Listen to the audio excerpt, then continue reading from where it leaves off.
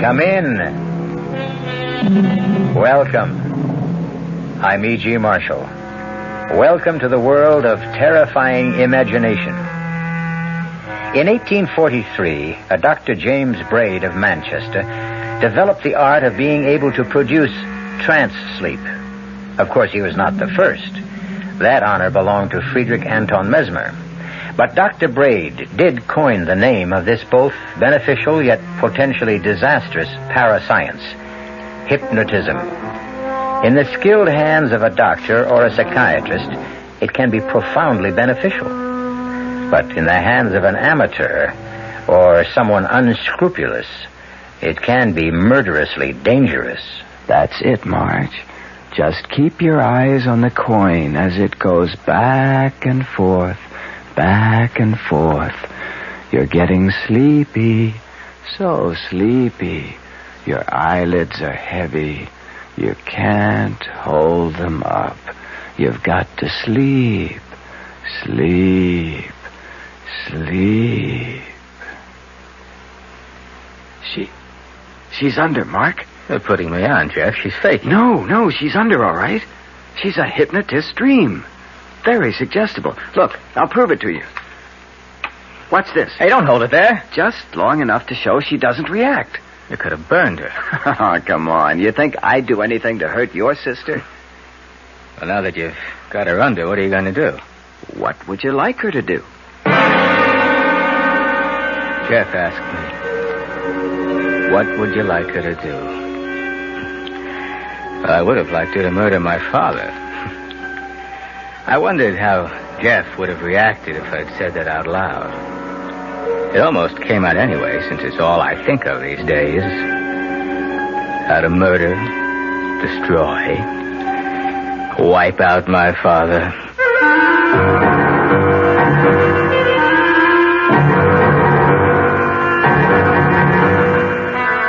Our mystery drama, Murder with Malice, was written especially for the Mystery Theater by Ian Martin and stars Marcia Rod and Ira Lewis.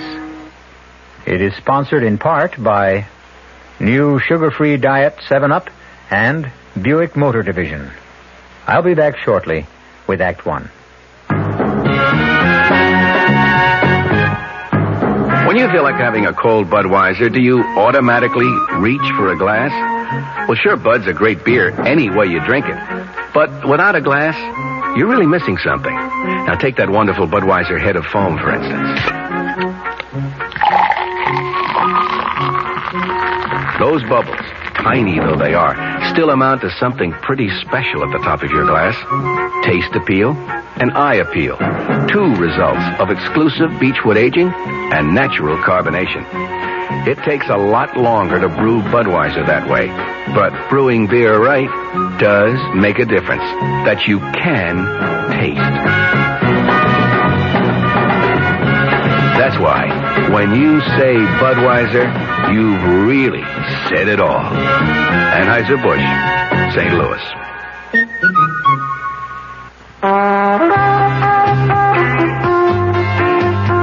North Jersey is certainly getting a higher yield this season, especially with Suburban Savings Special High Yield Savings Certificate that you can raise for fun and profit. All you have to do is plant a modest $2,500 minimum in Suburban's limited issue 7.50% savings certificate. Then put your certificate in a nice, safe place. Suburban takes care of the rest by compounding interest continuously from day of deposit paid quarterly. You'll get a nice, healthy 7.90% effective annual yield on your 7.50% savings certificate when you let it grow from 4 to 10 years. Early withdrawal prior to maturity is, of course, subject to a substantial penalty. So for a nice, healthy 7.90% annual effective yield, grow Suburban's 7.50% savings certificate for fun and profit at any Suburban savings office in northern New Jersey.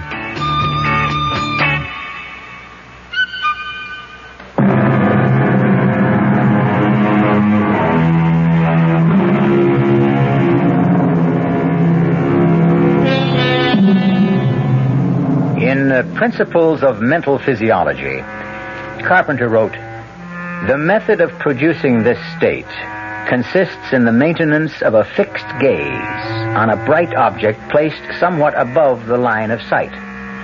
A light behind the subject, shining on the bright object, a coin, a jewel, a small mirror, is very helpful. And a darkened room. Once the subject is in the trance, he or she is open to post-hypnotic suggestion. Luckily for our peace of mind and their father's health, Marge is the subject, and not the bloodthirsty Mark. Ever since I can remember, I've hated my father. And feared him. But never more so than these last 2 years. Since he killed my mother. I'd like to kill him. But I haven't the guts. Well, what, Mark? Huh? Well, what do you mean, what? What do you want me to ask Marge to do? Don't tell me I put you into a trance, too. No, Look, what sort of thing can I ask? Anything within reason. I mean, she won't do anything to hurt herself, or to hurt someone else, or steal, or anything that goes against her natural instincts. Let's keep it simple. You know what you ought to ask her to do? What? Marry you. She's got a chance to shake this scene and have some kind of decent life of her own and get away from that monster upstairs, and she won't take it.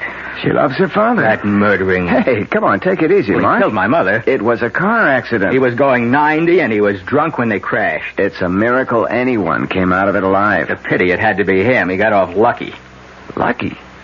A shattered pelvis? Condemned to drag himself around on canes for the rest of his life? I hope he never knows a moment when he's not in pain. Hey, Mark. Come on, let's knock it off. I want to bring Marge out of the trance. Wait a minute. We've got a bet going here. You claimed you could prove post-hypnotic suggestion, didn't you? Yeah? Well, suppose you... Damn, that grandfather clock drives me crazy.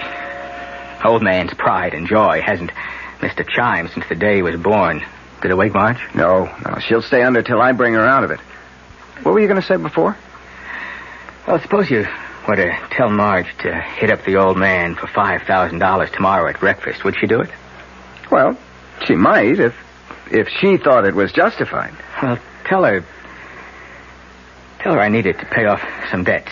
Do you? What's the difference? She won't get it. No, Mark, I'm sorry. No go. Now, if you want Marge to try to get money for you, you ask her directly, when she's fully conscious. Like I figured, the two of you are just putting me on. Oh, no, I'll prove that to you. Marge? Yes? I want you to do something for me tomorrow morning. All right. What time's breakfast? 9 on the dot. Another of the old man's fetishes. Okay. Now, Marge, I want you to come down and be at the breakfast table at 2 minutes to 9 tomorrow morning. Then, when the clock strikes 9, on the last chime, no matter what's going on, you will say, "Hickory-dickory-dock. The mouse ran up the clock. The clock struck 9, and I feel fine. Hickory-dickory-dock."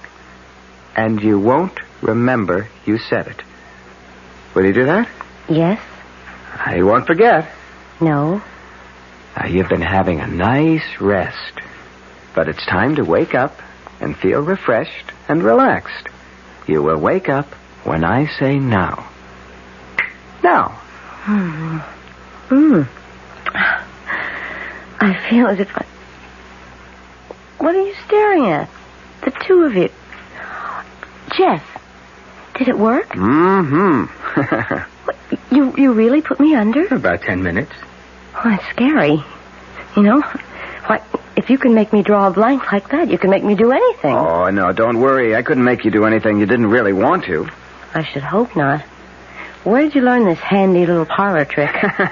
I once took some courses in parapsychology. Do you feel relaxed, Marge? Is your headache gone? I have to admit I do. And no headache. I really feel as if I'd had a whole night's sleep. You're a master magician. No, anyone can do what I did, provided he has the right subject, and that person is willing. Not that I'd advise it, though. It's a dangerous thing to fool around with. But, your friend uses it in his practice. Dr. Frank? Oh, yeah. Occasionally, if it's indicated. Actually, he's relatively conservative for a psychiatrist. I don't need him. Well, honey, I'd like to see you get rid of those headaches. I'm not a candidate for the couch yet. Well, Yes, I'll hit the sack. Thanks for the fun and games. Good night. Night, little brother. Good night, Mark. Little brother? Didn't you ever know? I was the first twin to arrive. It's only one of Mark's resentments. He's the one who really needs analysis. Marge, Mark's problems are his own. Yours are something I want to see solved. I don't know why you waste your time with me. If I had any sense in this mixed-up noodle of mine, I'd marry you, have 4 children, and live happily ever after. But I just can't.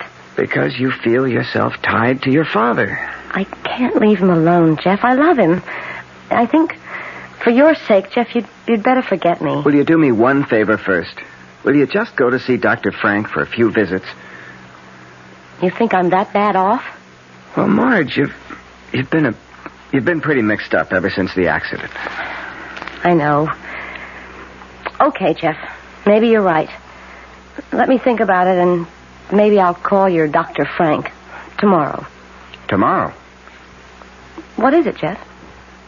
Nothing. It isn't important. It'd be more complicated to undo than to do now. I'll call you then and explain. Morning, Mark. Morning, Dad. You're surprisingly early. Yeah, I wanted to ask you something. If it's money, no. Dad, I'm in bad trouble. Well, then dig yourself out.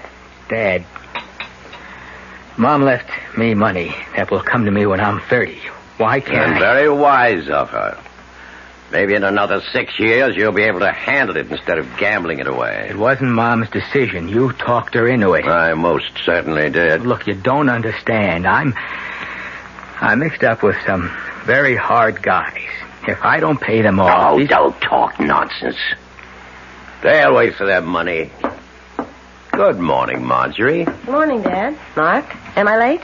No, dear, it's just 2 minutes to 9. Sit down. Have your orange juice. I'll pour the coffee first. You sound very chipper. Yes, I had a wonderful sleep last night. Relaxed as a kitten. I wish I could say the same. Well, that's what comes of having a guilty conscience. And what about yours? I wanted to shout at him as I pushed my chair from the table violently and went to the sideboard. I was seething with hate at his smug self-righteousness. Guilty conscience. If he only knew how guilty, how much I wanted him dead. Serving breakfast plates for Marge and me gave me time to regain control. Then the clock began to strike 9, and my mood improved. A small revenge, but if Jeff's trick worked, at least I'd see the pompous old ass look foolish for once. What time did Jeff Henderson leave last night? I think I'm old enough not to have to answer questions like that. Well, I think I have the right to ask any questions I want to in my house. Because I want to know if you're thinking again of marrying Jeff. Hickory-dickory-dock. The mouse ran up the clock. The clock struck 9 and I feel fine. Hickory-dickory-dock. What? What did you just say, Marjorie? Me? I didn't say anything. I just asked you a perfectly reasonable question, and you replied with a silly nursery rhyme. Nursery rhyme? Dad, I don't know what you're talking about. I didn't... She doesn't know. She said it. Keep out of this, Monk. It was post-hypnotic suggestion. It was what? Marge had one of her bad headaches, and Jeff thought he could cure it by hypnosis. And he did. But what's this about... Hypnosis? Marge, I must say I didn't think you'd be this foolish. I don't want Jeff Henderson in this house again. Dad, I'm the one the trick was played on. Where's your sense of humor? I haven't had any sense of humor since I lost your mother. No, don't help me. I don't need anyone. I can manage by myself. I don't expect it from my son, and I don't ask it from you, Marge. Dad, Oh, let him go, Marge. He's only looking for sympathy. Why do you have to be so hard on him, Mark? Because I hate him. I always have. Mark, he's our father. I love him. Well, maybe we're not... What do they call us? Enzygotic twins, after all, huh? I mean, I guess we came from two different eggs because the only thing I want him to be is dead. I think maybe we both need psychiatrists. I'll get it, Williams. Yes? Are you Mark Prentice? Yes.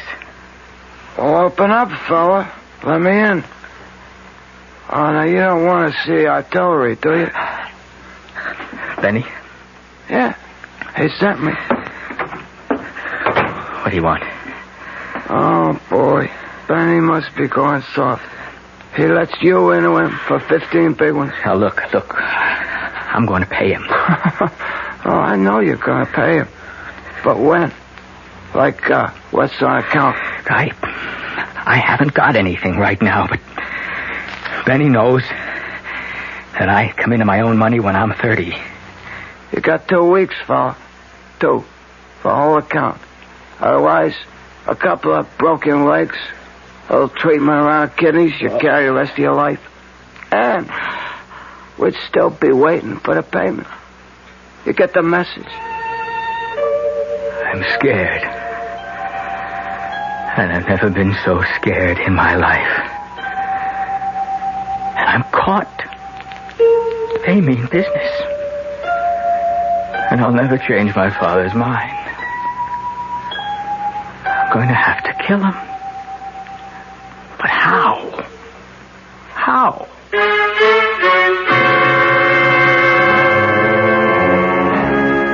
Not exactly the all-American family, the Prentices.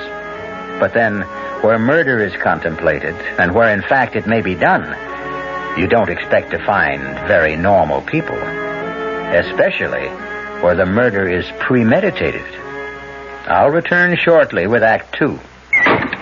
Oh, somebody's been drinking my sugar-free Diet 7-Up, and it's all gone. Oh, actually, I saved a little. Oh, a bear! Hiya, Goldie. What's brewing? That's Miss Goldilocks to you. Oh, come on, kid. You mean you don't remember me? The cottage, the 3 chairs, the porridge? Baby bear! In the fur. Been a long time, Goldie. But Baby bear... Just call me BB. You drank all the sugar-free Diet 7-Up, and I have to conduct another diet drink taste test today. Well, yeah, I saw the sign on the door, a professional taste tester, huh? But how can I conduct my taste test now? Why bother? I tried those other diet drinks, too. You'll notice there's still plenty of them around. Why not ask me? Well, okay, BB. Tell me, why did you drink all the sugar-free Diet 7-Up? I like the taste. Light, fresh, natural, sugar-free Diet 7-Up is definitely unbearably delicious. Mm-hmm. Hey, Mom, what's for dinner? Hey, Mom, what you got? What's for dinner? Check ShopRite's low price on first cut choice beef chuck steaks, just 57 cents a pound. Fresh ground beef chuck, any size package, 89 cents a pound. ShopRite hamburger rolls in packages of 8, just 3 for $1. Mohawk 5-pound canned ham will serve a crowd for just $4.99. Save on fresh red plums, 3 pounds for $1. Hotel bar butter, 79 cents a pound. For every meal you serve, you'll get a lot more for a little less at ShopRite. She loves the family. She wants the best. She does all that she can do. She lets ShopRite do the rest. Hey, Ma, what's for dinner? ShopRite has the answer. This is WOR New York, an RKO General Station, your station for Mystery Theater.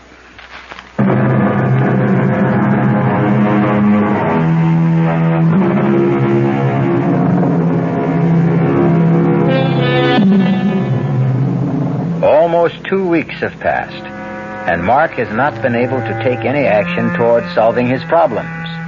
Marge, at least under Jeff's urging, has had several sessions with Dr. Frank, and Harvey Prentice has continued to be himself, domineering, selfish, callous to any problems but his own.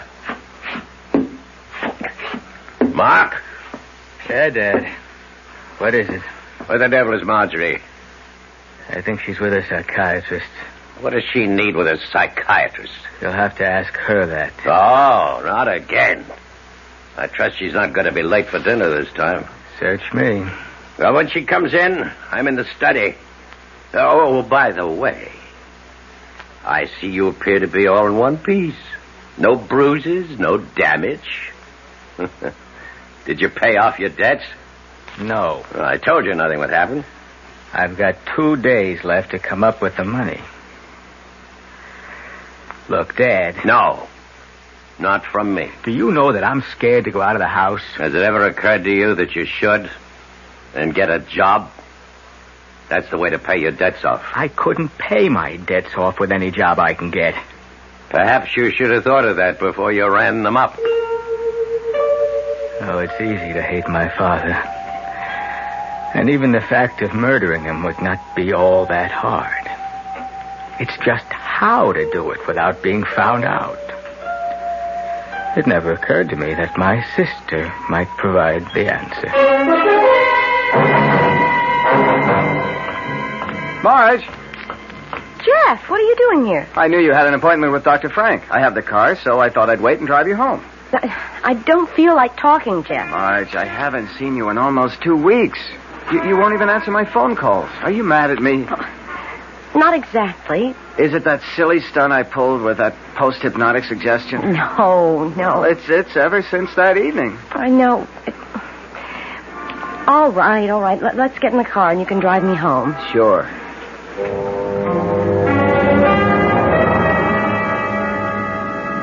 I'm so mixed up, Jeff. I wish you'd never suggested Dr. Frank. Oh, now, wait a minute. He's a good guy. Not for my money, he isn't. I know you meant well, but... But what? Jeff, I'm not good for you. Mark and I are all screwed up somehow. The whole family, we're Jonas. Keep away from us. Marge, nothing you can say. Why won't you listen to me? I don't want to see you anymore. I can't. There's nothing to explain, and I have such a headache. Well, maybe I ought to stay and give you another hypnotic treatment. No.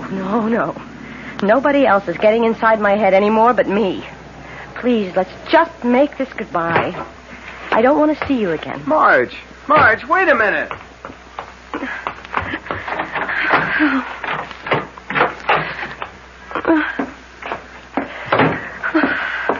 Hey, Marge. What goes? It's nothing. Just leave me alone. Okay. Play it your way. Oh, I'm sorry, Mark. I didn't mean to snap. It's just the top of my head's blowing off. I'm not going near that psychiatrist again. Oh, what's the panic? The things he keeps saying. I think he's the crazy one. How come? Well, I'm not going to go through all the double talk about the id and the super ego and the ego, but what he finally got around to saying was that I was jealous of Mother. And because Dad put her first, I hated him and wanted him dead. Well, he's got the wrong twin. But how could he say such a thing to me when I literally gave up Jeff to take care of Dad? Search me. I mean, honestly, I thought an Oedipus complex was strictly from the ancient Greeks and for doctors talking to each other. Can you imagine me supposed to hate my father? How could you hate Dad when you dropped everything to take care of him ever since Mom died? See, that's because I'm supposed to have a fixation. And it's only guilt that holds me back from destroying him. What? He says that deep down in my subconscious or whatever, I really want to commit murder. You sure you know what you're saying? I know what Dr. Frank said. That I'll never get rid of my headaches till I get rid of my guilt feelings. And to get rid of those, I'll have to kill him. Dad? That's right. Well, there's a quicker way to get rid of headaches than that. How? Well, get old Jeff back to hypnotize you again. No. Jeff and I are through. I told him that tonight. Well, if you really want to get rid of the headache, well, I could have a shot at the hypnosis route. Jeff said anyone could do it. No, thanks. I'm taking my headache to bed. I won't be down for dinner. Of course, I didn't have the idea right then. But some instinct was nudging me that somewhere, somehow, there was a way out for me. But before I could follow the thought through, the phone rang. Yeah, hello? Hello, Mark. Look, I'm working on it. I think I've got a way to... Benny says you got till day after tomorrow. And then you have time. Well, maybe I could raise, You better raise it off, though. 'Cause that's when Uncle Benny's calling it in. Or the deep six. Hey, mister. Who's on the phone, Mark? Someone for me, Dad. Did I hear your sister come in? Oh, yeah. Yeah, a few minutes ago. Well, did you tell her I wanted to see her in the study?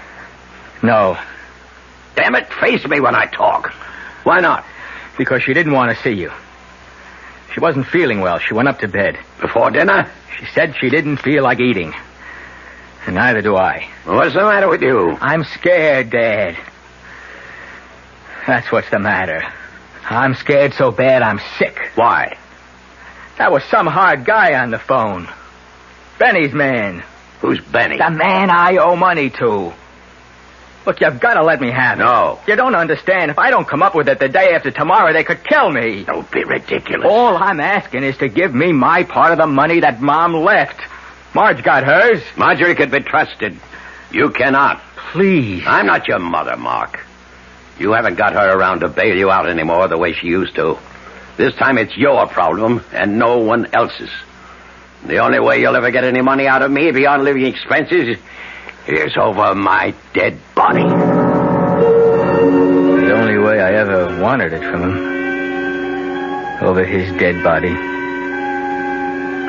And suddenly, at last, I could see the way to do it. Dinner was eaten in stony silence. Just the two of us. After it, my father went back to the study for coffee and brandy. I sneaked upstairs to my father's bedroom, which had been my mother's, too, and searched quickly through her drawers to find what I wanted.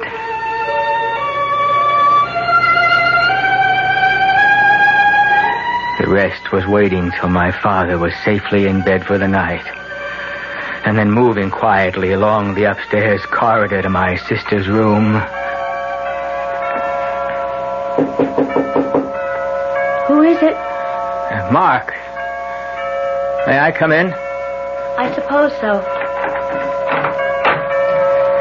I knew you were up. I saw the light under the door. Dad came by to say goodnight an hour or so ago. I couldn't get back to sleep. What time is it? The witching hour. Midnight. Mind if I sit on the other bed for a moment? It's all right. My bed light in your eyes? No. It's just fine. How's the headache? Splitting.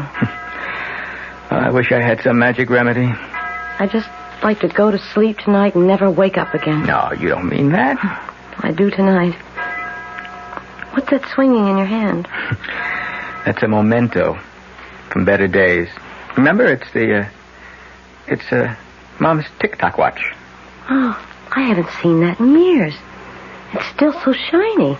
Where'd you get it? Oh, I've had it a while. Remember how when we were kids she used to put us to sleep with it? The tick-tock watch. Tick-tock, tick-tock, back and forth. My eyes used to get glued to it. Tick-tock, tick-tock, back and forth, till I began to get so sleepy. So sleepy. So sleepy. Sleep, Marge. Sleep. Keep your eyes on the watch. Yeah, your eyelids are getting heavy. Heavy. So heavy. You've got to sleep. Sleep. Sleep. Marge. Marge? I can't believe it. She can't feel the flame. Marge, you're asleep. But you can hear me. Yes. I hear you. Who am I? You're Mark. Am I your brother? Yes? Your twin? Yes? Do you know our father? Yes. How do I feel about him? You hate him. How do you feel about him? Marge, I asked you. How do you feel about him? I hate him too. Would you like to kill him? Yes. I've always wanted to. I want to kill him. I could hardly believe my luck. And just in time to save my neck. The perfect weapon for the perfect murder. My sister. But did I dare to use it? To hurt her instead of being hurt myself? What would they do to her? What would happen to her if I did what I was planning? And would it even work? What were the odds on the biggest gamble I would ever take in my life?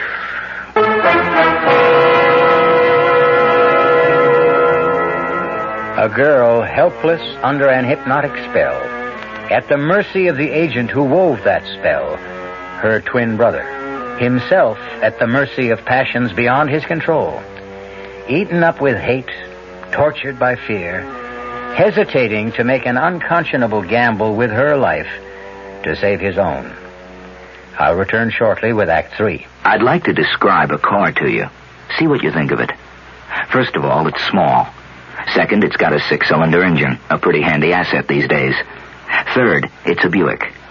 Now, in spite of the fact that it's small, this car can seat 6 easily. It's got a 21-gallon fuel tank, which gives it great range. And it weighs several hundred pounds more than most imports, which in a small car is good.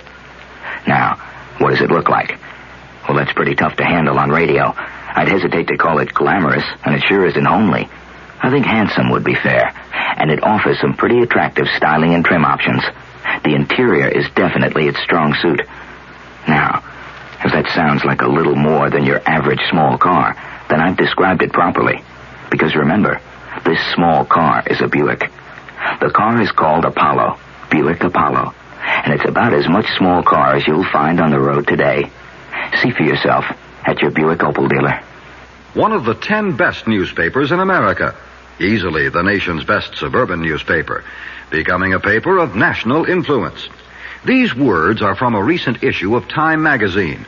The newspaper described is Newsday, the Long Island newspaper.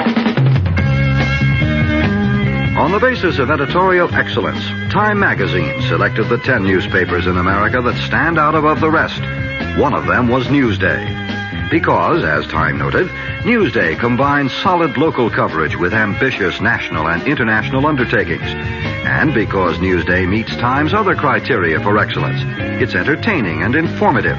It conducts extended investigations and offers a range of different opinions in its editorial pages. Have Newsday delivered right to your door with no service charge, and see why it's one of the 10 best papers in America. Newsday, Long Island's own newspaper.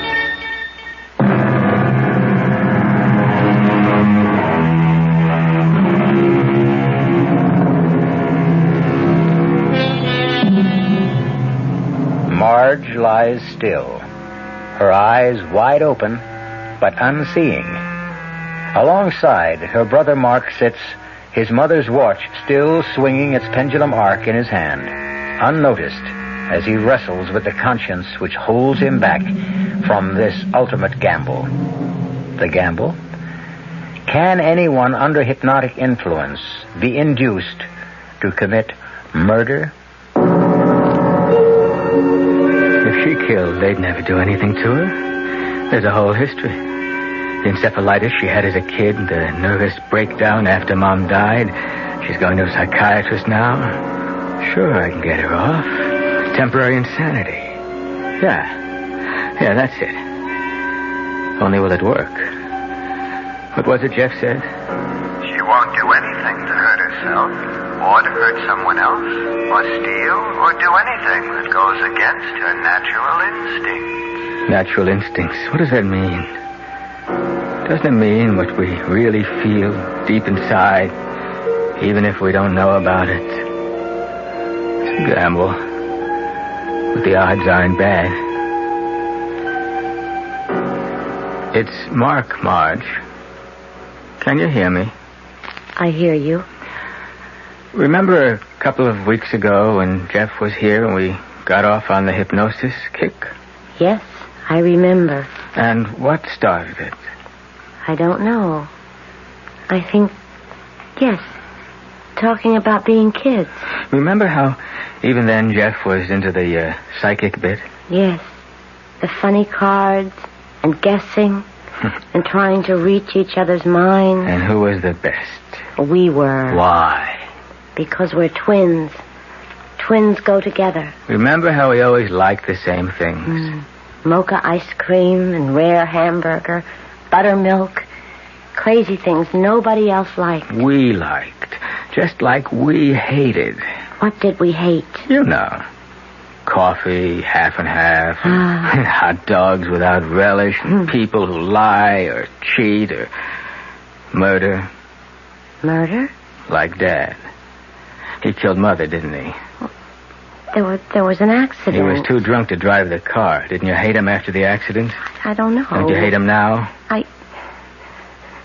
Yes, I hate him. Would you like to see him dead? Would I? I would. And we're twins, remember? Yes, twins. We always think alike, right? We always think alike. I want to kill him. Don't you? I want to kill him. Then listen. Tomorrow night he'll go to bed early. He'll be fast asleep by 10 o'clock, you understand? Fast asleep by 10 o'clock. I can promise you that. I won't be here. But when the grandfather clock strikes 10, you're going to go to the dining room, right? When it strikes 10, I go to the dining room. In the sideboard drawer. You know which one. His dad's carving knife. The one he keeps honed to a razor's edge with the sharp point, remember? I remember. The carving knife. Right. And then go to his bedroom and plunge it into his chest. Listen to me, Marge.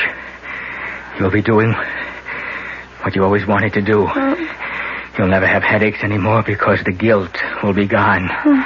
You'll be destroying him just as you've always wanted to do. Killing what you hate, what I hate.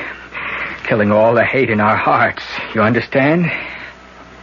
When the clock strikes 10 tomorrow night, I am to get the carving knife and take it upstairs and plunge it into Dad until he is dead. And when you wake up in the morning, you won't remember any of this. I didn't sleep much that night, and next day was an endless nightmare. By the time dinner was over, I was a wreck. But the real strain was just beginning. No, it was no sweat to slip the barbiturate in Dad's coffee, and later to help him up to bed half comatose and get him settled snoring for the night. It was after the clock chimed 8:30 that I finally left the house to establish my own alibi. Stopping carefully, I might add, on the way out to make sure the clock was wound, although my father was usually infallible in seeing that it never ran down. And then I left the house.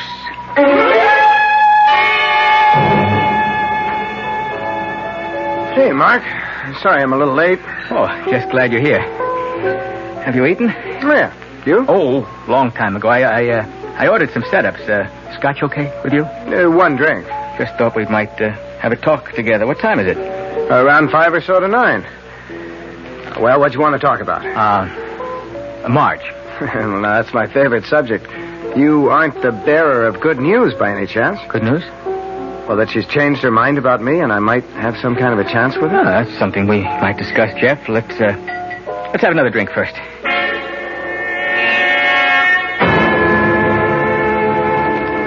Where was I? Don't you think you should go a little easy on the drinking, Mark? Hey, if I want to get drunk, I'll get drunk. Not with me, Buster. All right, okay, so I'm sober. Where was I? Well, you were trying to explain something about your sister, which is the only reason you're holding me. Oh, Oh, yeah, Marge, yeah.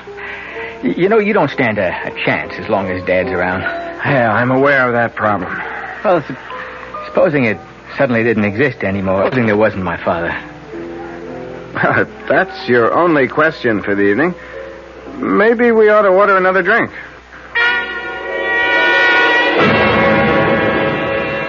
Mark. Huh? Come on. What? Come on, I paid up. Let's get out of here. No, I can't. What time is it? It's after 10 o'clock. How much? It's 5-10 minutes after 10. That's not long enough. I gotta stay here a while. Okay, suit yourself. I'm going home. Hey, we haven't finished talking. As far as I'm concerned, we have. I want to tell you about Marge. Look, whatever you had to tell me about Marge, if you ever had, it's too late for you to make any sense tonight. Either you come with me now and I'll drop you home, or stay. Get as stoned as you want. I gotta stay. Just a little longer.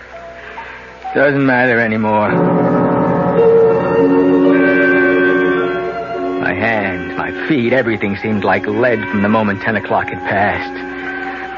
Before I'd been fired up, nervously tensed, hard put to act normal. Now the drinks meant nothing. I wanted to call it all back. I stumbled to my feet. I rushed out of the bar. In the cab back to the house, I had all sorts of fantasies. Sometimes when the clock got overwound, it would stop. If it hadn't struck 10, maybe my father was still alive. And the other fear, how did I expect my amateur hypnosis would work?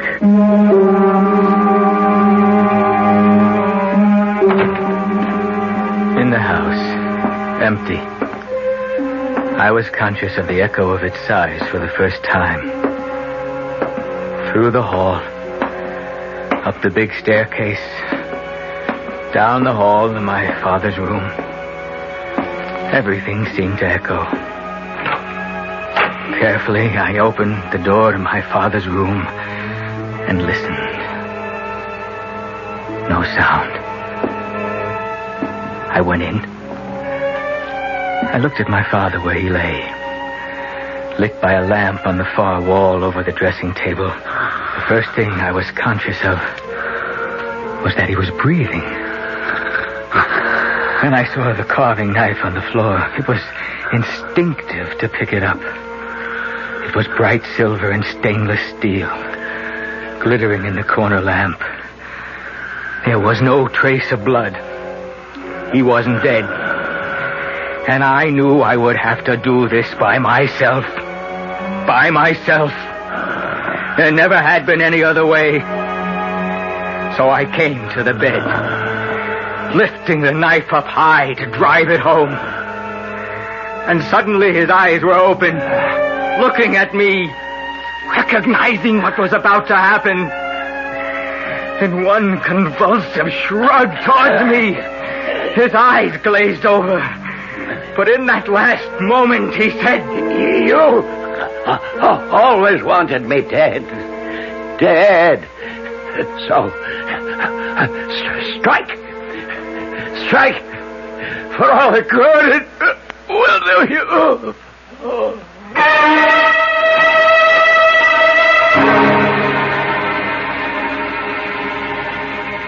So he's dead, as you wanted him to be. I don't have to listen to you. Oh, yes, you'd better listen to me. What you tried to do to your sister is beyond belief. She hated my father as much as I did. Your thumbnail psychology is about as successful as what you know about hypnotism. Oh, you put Marge to the acid test, and your hypnotic suggestion worked just as you planned it, up till the last moment. How do you know? Because your sister ran to me for help. At the last moment, she couldn't force herself to turn against love. Not for this one man, or me, or you, but just the fact that she was human and normal, and hate was no part of her, but love was. So she dropped the knife and ran to you. Well, you dropped it too, didn't you? When it came to the test, you could no more strike than Marge. Could you? I'll never know. He died before I had the chance. A massive stroke had caused my father's death before I had a chance to kill him. But if I wasn't guilty in fact, I certainly was in intention. And to achieve his death, I would have tried anything within my power. I was lucky to get off scot-free, I thought. And I directed my entire estate be left to my beloved daughter Marjorie, subject to all the provisions to protect it and her from my son Mark, to whom, with all my heart, I leave nothing, not 1 cent.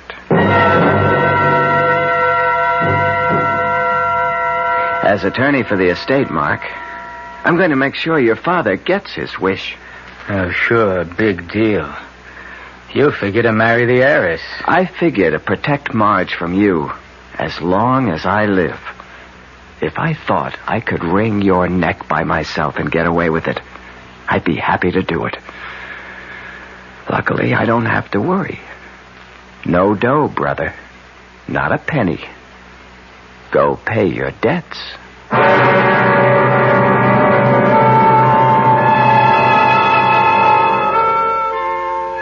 Can one be hypnotized and led to kill? Certainly not from tonight's story, and highly doubtful, if not impossible, no matter who the subject might be. But just in case, I hope we have all learned that it is nothing to meddle with for the uninformed. Like all special areas in life, it should be used by the expert, only in cases of special need.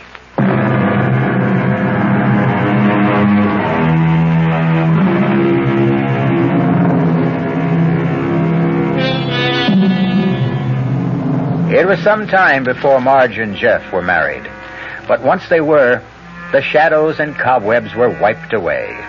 Mark was only a dark memory that would disintegrate in time as thoroughly as his corporal self, trapped in his cement boots in the shifting muck of the river bottom where he lies. Who sows the wind must reap the whirlwind. Our cast included Marcia Rodd, Nick Pryor, Ira Lewis, and Stotts Cotsworth. The entire production was under the direction of Hyman Brown. Radio Mystery Theater was sponsored in part by Anheuser-Busch Incorporated, Brewers of Budweiser. This is E.G. Marshall inviting you to return to our Mystery Theater for another adventure in the macabre. Until next time, pleasant dreams.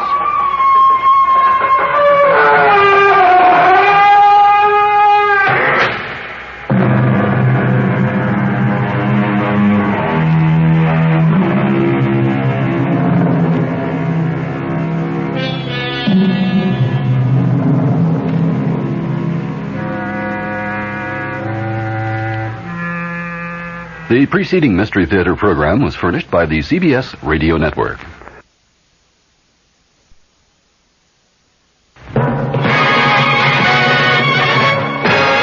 I'm Fulton Lewis in the Mutual Broadcasting System studios in Washington, D.C. Now, my commentary. U.S. District Court Judge John Sirica today delayed proceedings on a White House motion to quash a special prosecutor's subpoena for more presidential tapes, in the judge's words, for the purpose of facilitating discussions leading to a possible compliance. Judge Sirica's brief announcement came after Special White House Counsel James St. Clair entered the judge's chambers, saying that he would ask for a delay in hopes of working out such a compromise. The judge postponed until Friday of this week the deadline for the special prosecutor's office to answer a motion from White House lawyer James St. Clair to quash a subpoena for 64 presidential conversations. St. Clair, you recall, went into court last week with a motion to stop the subpoena, and Judge Sirica originally had set today as the deadline for the prosecutor's response. The judge also delayed a hearing on St. Clair's motion, originally scheduled for Wednesday, until a week from today, next Monday. Before entering a conference with the other lawyers and Judge Sirica, Attorney St. Clair said that he had asked for a 5-day delay to permit the special prosecutor and myself to see whether we can come to some accommodation. In filing his motion last week to quash the subpoena, St. Clair had indicated that the dispute over release of the tapes to the prosecutor might be carried all the way to the Supreme Court. In that filing, there was a formal claim of privilege signed personally by President Nixon, declaring that the conversations that were being sought are confidential conversations, quote, between a president and his close advisors, and it would be inconsistent with the public interest to produce those tapes. About 20 of the conversations in question, the conversations that have been demanded by Leon Jaworski, the special prosecutor, were among the talks for which the White House released transcripts last week. For those, the president said no claim of privilege was asserted. The Jaworski subpoenas were for conversations that started on June 20th of 1972. They span a period of time that finally ended on June 4th of 1973. The earliest date is just 3 days after the famous Watergate break-in at the Democratic Party national headquarters. That was June 17th of 1972. The June 4th date is the day on which President Nixon listened to some of the Watergate tape recordings. The counsel of the president, J. Fred Buzzhart, testified before one of the Watergate grand juries today, but he refused to tell what that questioning was all about. He appeared before Watergate grand jury number 3, which is investigating, among other things, the 18.5-minute gap in one of the key White House tapes. In his White House role, attorney Buzzhart had overall custody of the tapes at one point last year, and he testified extensively during a court hearing into the causes of the now famous 18.5-minute gap and about 2 other tape recordings that the White House said never existed. There have been some reports in recent weeks that Buzzhart still had a major say in just what recordings the president would yield to the special Watergate prosecutor and to the House Judiciary Committee, even though James St. Clair, of course, is now said to handle all Watergate legal matters for the president. The White House indicated today that the president's Watergate counsel, St. Clair, may not fight against the granting of immunity for administration witnesses that are called before the House Judiciary Committee. Press Secretary Ronald Ziegler told reporters at a briefing that St. Clair told him earlier today that there appeared to be no problem in granting of immunity. Ziegler added that the White House does not have a fixed position on that subject.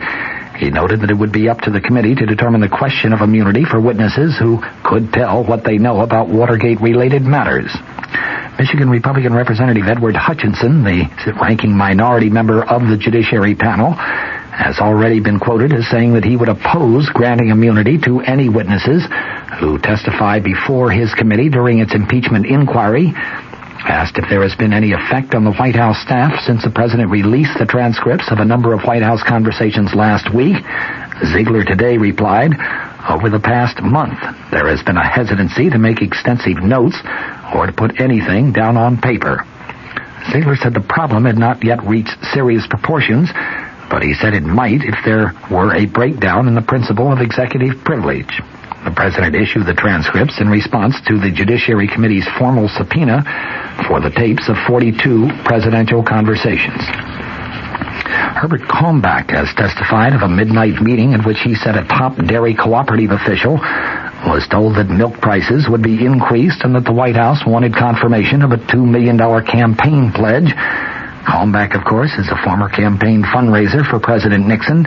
He has said in secret testimony that the session took place on March 24th, 1971, in his suite at the Madison Hotel here in Washington. Milk price supports were increased just the following day. The White House has said that the president's milk price order was not in any way influenced by the promise of campaign contributions from the dairy cooperative. The alleged meeting, which took place after a Republican fundraising dinner attended by dozens of dairy cooperative officials, included Kalmbach, Marie Chotiner, and Harold Nelson, or at least so goes the Kalmbach testimony.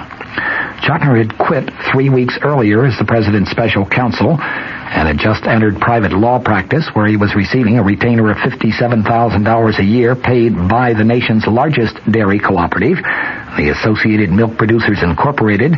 Nelson was the chief executive officer of that cooperative. According to the testimony, Kalmbach swore that Chotiner told Nelson that John Ehrlichman, who was the president's chief domestic advisor at that time, wanted Nelson to reaffirm the milk producers' promise of $2 million in light of an milk price increase that the president had just directed. Kalmbach said that Nelson agreed. The next day, the administration made its public announcement of the price increase of 27 cents per hundredweight, which added hundreds of millions of dollars to the income of dairy farmers around the nation. Kalmbach's testimony was given about 6 weeks ago to 2 investigators for the Senate Watergate Committee, Alan Weitz and David Dorson.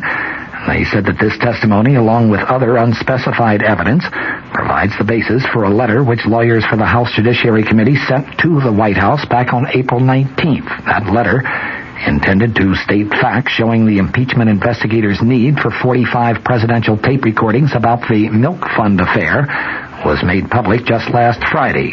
It said, among other things, that on March 24th, 1971, quote, Mr. Murray Chotiner stated to several dairymen that Mr. Ehrlichman expected the dairy industry to reaffirm its $2 million commitment in light of a forthcoming increase in milk price supports. The White House has rebutted by saying that the president was aware of the dairymen's $2 million promise because his aide, Charles Colson, had told him about it back in 1970. Colson has been identified as the main contact in the White House for Nelson, and indeed for other dairy cooperative officials. The White House, though, has vigorously denied that the president's decision to raise prices was in any way influenced by that promise of money. He was influenced, the White House has declared, by traditional political considerations, including pressure from Democrats on Capitol Hill, Democrats who themselves wanted a price increase. Secretary of State Henry Kissinger and Soviet Foreign Minister Andrei Gromyko have arranged to meet tomorrow on the island of Cyprus, the purpose to discuss their search for an end to the Middle East war insofar as the current hostilities on the Israeli-Syrian front are concerned. Plans for that meeting were announced in Moscow and by a State Department spokesman traveling with Kissinger. Ambassador Robert McCloskey said that Kissinger and Gromyko will also confer on other East-West topics, including chances for a new treaty limiting offensive nuclear weapons.